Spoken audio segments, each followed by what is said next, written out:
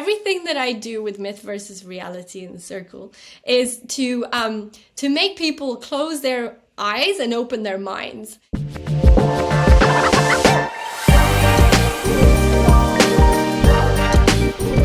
Hi, we're here today with our Thought Leader Series, Round 2. We have Natalia Langsdale. I'm going to give a brief intro of Natalia. She is a consummate luxury expert with a track record in luxury marketing and PR. She's quoted in Financial Times and on the Channel 5 World's Most Luxurious series. Today, she heads up the international think tank called Myth versus Reality. It's a circle of luxury professionals out of the south of France. Welcome today. Thank you so much, Livia. I'm delighted to be here and to share some thoughts. Yeah, I'm really excited that we're getting to talk with you, and I have some great questions mapped out. I want to hear all about your circle, myth versus reality. So let's start with the first question. Can you tell us about myth versus reality? How does it act within the experiential economy? Sure. So experiences are their own category, just like goods and services. And generally speaking, you need a combination of goods or services to make an experience possible. So I mix and match those to blend into a platform that showcases the best of each side and merges people, individuals, as well as experiences to make conversations flow and generally to make the discussion on how to progress the pursuit of luxury possible. So the myth versus reality circle of luxury professionals acts to challenge the existing industry. So the norms, the processes, by providing an experiential platform for luxury professionals to gain perspectives from peers and experts.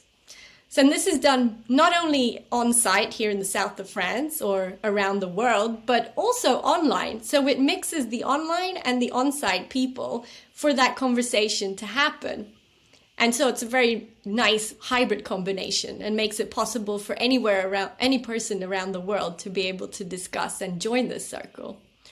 And so what I do is I implement interactive exercises, expert insights, case studies. There's a lot of role play and a lot of immersive learning. So it's kind of like a think tank for adults who are not in the educational way, but generally we are C-suite professionals who worked in luxury, who target ultra high net worths, and we want to sit around a table and do something that's progressing the pursuit of luxury in essence. Now, I heard a really interesting story one time from you about paper cups and a wine tasting. What does the luxury sector have to learn from a wine tasting with paper cups? Yeah, this might be a surprising exercise for people to hear about, but actually everything that I do with myth versus reality in the circle is to make people close their eyes and open their minds.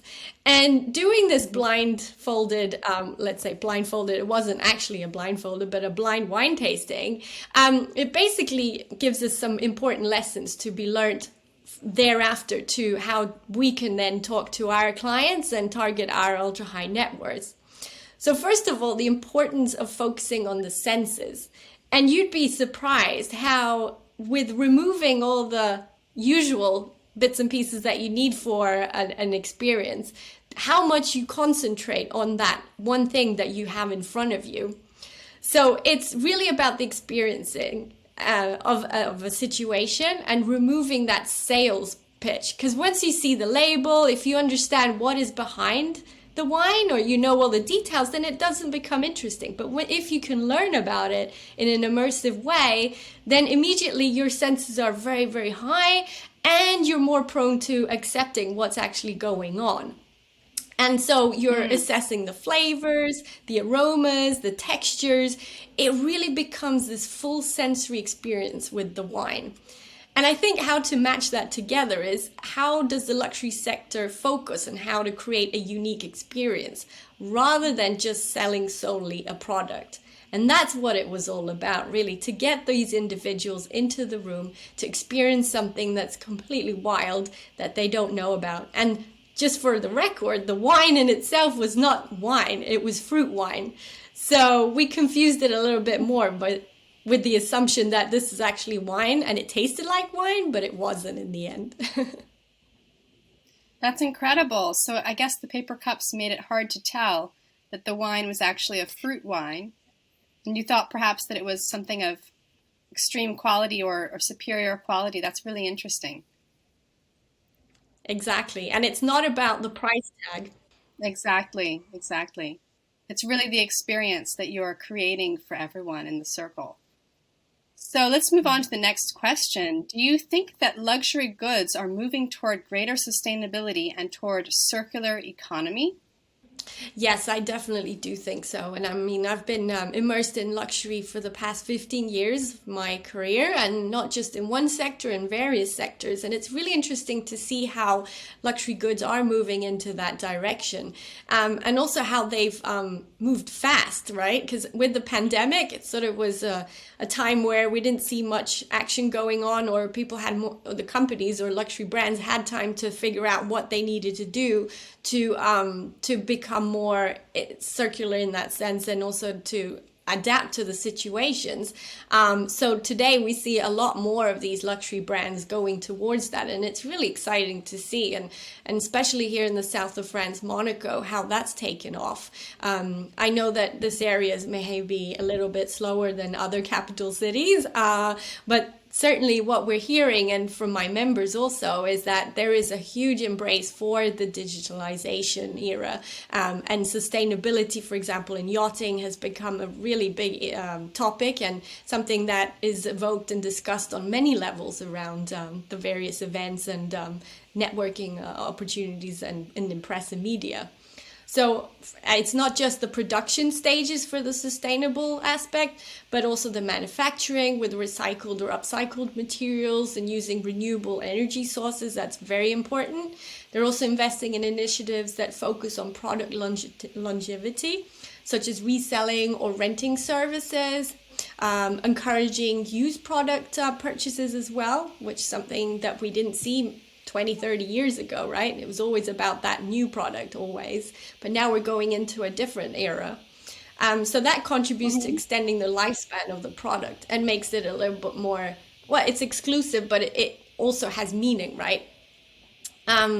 So what I would also say is that measures are helping to drive greater sustainability to promote a more circular economy within the luxury goods sector with all these wonderful initiatives, and also understanding and learning from other brands. You know, I'm dealing with a lot of companies that are in one sector specifically, but with the myth versus reality circle, it enables companies to actually learn from one another and discuss what ways are they doing to become more circular and sustainable, so that the others can also be that way.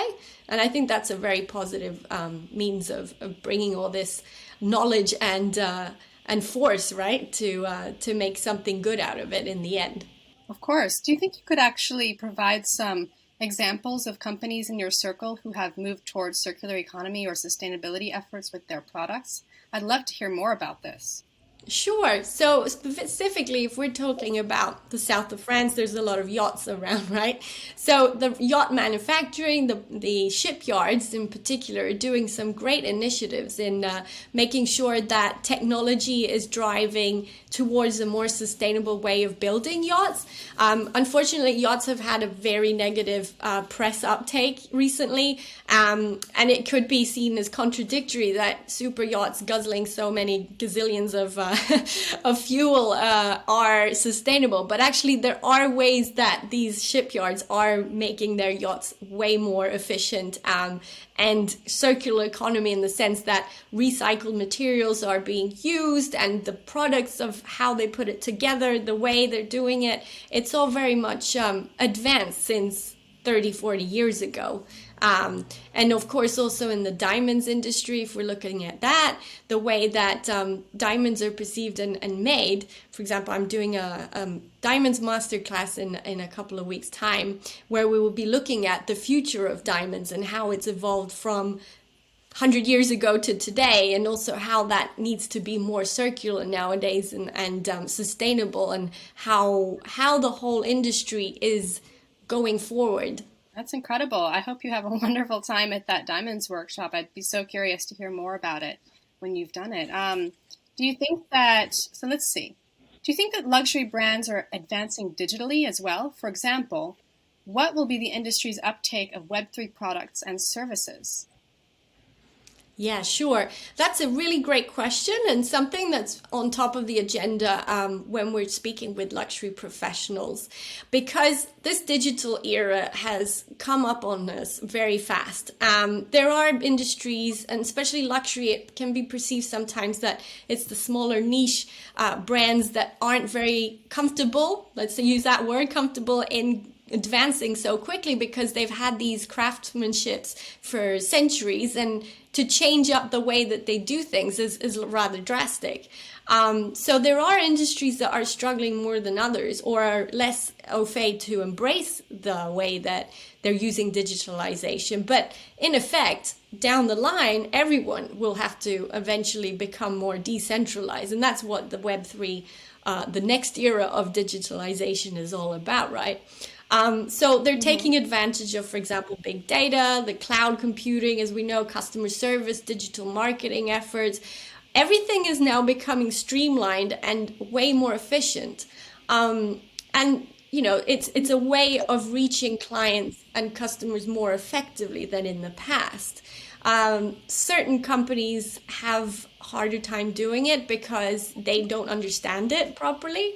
Again, it's all a matter of, learning and being open-minded and immersing yourself in ways that other companies are doing it. And that's why the myth versus reality circle is so essential. For example, we here in Monaco have a company called D-World who have attended certain of my events. And they are pioneering how to bring luxury brands into this new metaverse of Monaco. Very exciting stuff. And I know other countries around the world are far ahead in that sense, but for the south of France and Monaco, it's a very interesting exercise that they're dealing with. And slowly but surely, other luxury brands are tagging onto the idea that they should jump on the bandwagon, per se, right? So everything will eventually be interoperable, and no single company will centralize everything to itself. And that I think is the challenge that most of these luxury brands have, is that they don't necessarily understand and are at the same speed as other bigger brands. Those smaller ones are learning still on that. Because obviously it provides great stuff in terms of customer segmentation, personalized experiences. Everyone's talking about personalized experiences right now, and this is one means of doing it with the Web3 and digitalization. You've got the e-commerce that really cropped up after the pandemic, mobile apps, social media as we know it, of course. So it's really about that digital experience and the best one that you can provide as brands. So the blockchain and AI is very, very new down here, but slowly but surely it is becoming more and more of interest to these luxury brands. And we're very excited to see how this gets implemented, especially in Monaco with D-World and the project for Monaco. So let's keep our eyes peeled for sure.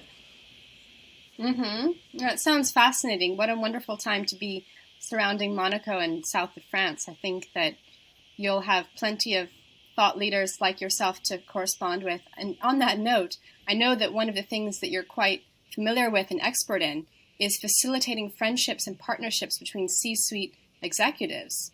So in your work with these C-level executives, how do you know when you've arrived at a particular learning niche? Sure. I think the way that I manage to do that is I negate or remove anything that they are familiar with, in the sense of the way that they've been networking before, or the way that they've interacted with other industry peers, etc. So in doing that, I remove their identity in a sense. I mean, they're not, when they come to the events or think tank opportunities, they're not allowed to say who they work for or their role. Basically, they are a human being and they have a first name. That's it. And then we learn together how we all fit into the various spectrum of what the discussion or topic is about.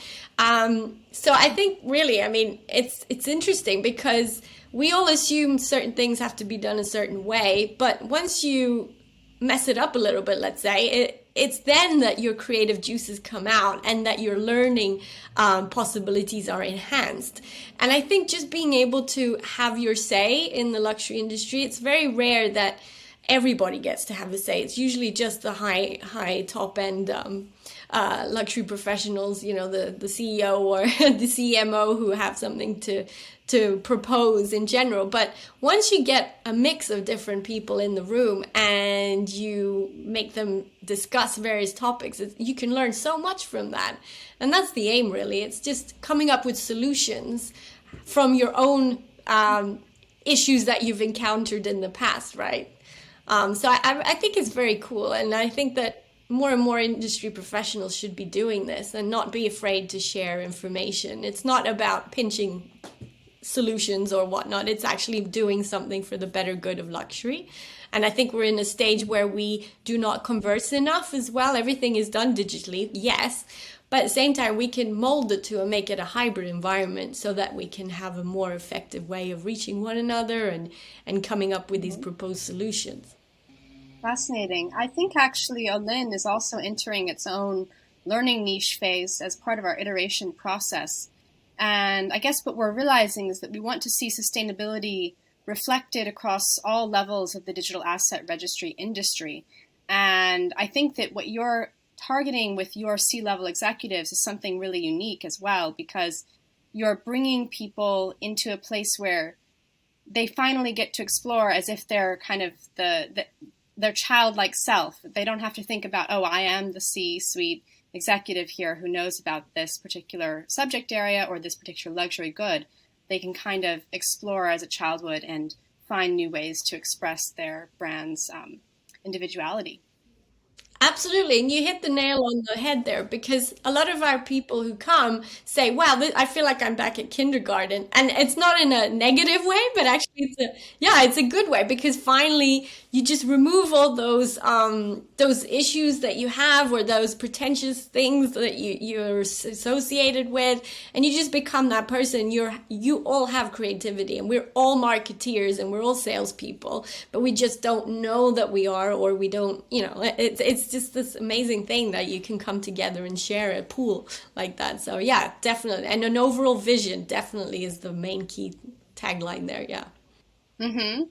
And in line with that, what are some of your top identified learning niches for this year in luxury retail? Yeah, so what's interesting is what I will be divulging to my members and doing think tank opportunities is coming up with the topics that are key and relevant, right? So definitely the number one will be the AI and the blockchain and digitalization. So AR, VR, all that kind of fun stuff that's happening in the world right now. Understanding the impact of globalization is another one, especially on the luxury sector. It's very interesting to have that conversation and to find out from the various industries what those issues are and how to effectively manage it. Because always we come up with solutions. It's not just about having a complaint session. It's actually to bring solutions and ways to improve in the various industries that come on board. Loyalty programs, of course, a big thing is how do we keep these clients on board and also entertained in a sense, right? Because everyone's doing experiential right now. Experiential is great, but you have to keep that momentum going. If you end up doing one of these amazing events and then you drop down and lose the customer's interest, then yeah, you're in trouble. So how do you keep that level or gradually keep going up, right? The latest trends as well, it's very important to understand because things move so fast nowadays, and with the different category of consumers as well. You've got the old money and you've got the new money. You've got the generation gap, which is immense. Even in 15 years, how much things have changed and how the consumer is different on the two levels. It's huge, and you have to be able to maintain that balance and not just target one or the other, because in the end, the new generation will catch up and then you're going to have to deal with it somehow. So very, very interesting there. What else? I had some different topics that I was thinking about. Oh yeah, well, enhancing the customer experience, obviously through digital marketing. People really disregard sometimes the power of SEO and the SEM and social media. I know in yachting, for example, it was a huge let's say, people didn't really understand the power of social media up until a couple of years ago. And suddenly, yes, they've started to do that more and to understand that the engagement side is so crucial and important. It's not just about posting a photo of a beautiful yacht. There's more to it. It's that engagement. I think that's definitely a topic that I'd like to discuss more with my members, and how they see themselves fitting into that world. Yeah. Absolutely. Well, I think we're concluding on a very festive and bright tone, actually. I think that it's incredible that we're moving toward the new year with so much hope for the way that the luxury retail industry can make use of resources to really claim its place with sustainability, claim its place in the market. And I'm hoping that we'll correspond further very soon, Natalia. I think you're leading an incredible circle. Thank you. Yes, I'd love for that to happen, and also to get your insights, because this is what it's all about. We are learning from one another, and we all have our fortes, and that's the beauty of this circle. It's a closed circle, but it's open to all who have that vision, open-mindedness, and not afraid to have a candid discussion. That, for one, is very, very hard to find nowadays. It's all PR fluff in the media, but once you get to the real conversations, that's when it gets really interesting. Yes. Well, I'm all for those conversations, and I hope that today served its own purpose for that type of open dialogue. Okay, well, thank you, Natalia Langsdale, and I hope that we'll be in contact again soon. Thank you, Olivia, and have a great day.